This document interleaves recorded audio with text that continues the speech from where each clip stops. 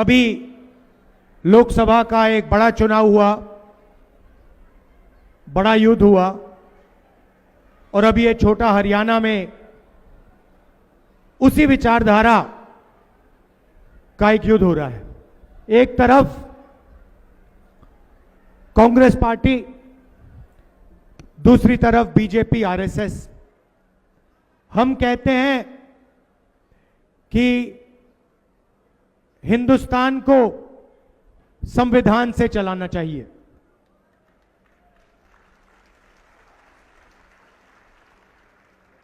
हम कहते हैं कि आजादी की लड़ाई का फल ये अंबेडकर जी का, गांधी जी का संविधान है, ये सबका है और इसमें सबको फायदा होता है। जब हम देश के बारे में सोचते हैं, विकास के बारे में सोचते हैं, प्रगति के बारे में, संस्थाओं के बारे में, सेना के बारे में, ब्यूरोक्रेसी के बारे में, यहां से शुरू करते हैं। दूसरी तरफ बीजेपी और आरएसएस जो संविधान को मानते नहीं है, वो इसको खत्म करना चाहते हैं, नष्ट करना चाहते हैं। देखिए, ऐसे भाषण में वो आपको कभी ये बात बोल नहीं सकते हैं, क्योंकि वो जानते हैं कि देश को संविधान के साथ, देश का संविधान के साथ बहुत गहरा रिश्ता है।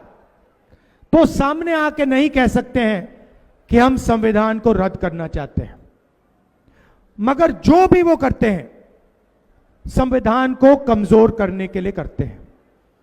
आप देखिए, मैं आपको 2-3 उदाहरण देता हूं। जब कांग्रेस की सरकार होती है, हम मीडिया पर दबाव नहीं डालते। हम चाहते हैं कि मीडिया इंडिपेंडेंट रहे और मीडिया सच्चाई बोले। बीजेपी मीडिया पे दबाव डालते हैं, प्रेशर डालते हैं, मीडिया के लोगों को डराते हैं, संविधान पर आक्रमण करते हैं। संस्थाओं को देखिए, कांग्रेस की सरकार होती है, इलेक्शन कमीशन, एजेंसीज, इन सब में हम इंडिपेंडेंस चाहते हैं। हम चाहते हैं कि ये देश की एजेंसीज हों, देश की संस्थाएं हों, किसी एक पार्टी की संस्थाएं, किसी एक व्यक्ति की संस्थाएं ना हो। और जहां भी आप देखोगे एजेंसीज में आरएसएस अपने लोग डालते हैं, बीजेपी अपने लोग डालते हैं। यहां पुनिया जी खड़े हुए हैं, जिंदगी भर इन्होंने मेहनत की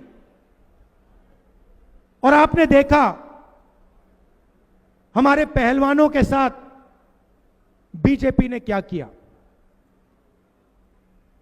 देश के सामने बिना डरे उनका एक मेंबर बलात्कार कर रहा है, सेक्सुअल हरासमेंट कर रहा है, उनको कुछ लेना देना नहीं।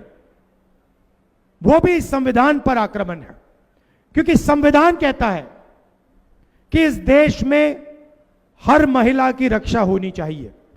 और जब नरेंद्र मोदी जी चुप रहते हैं, जब मणिपुर जलता है और नरेंद्र मोदी कुछ नहीं कहते, 1.5 साल हो गए वहां तक नहीं, वहां गए नहीं, तब नरेंद्र मोदी संविधान पर आक्रमण कर रहे हैं।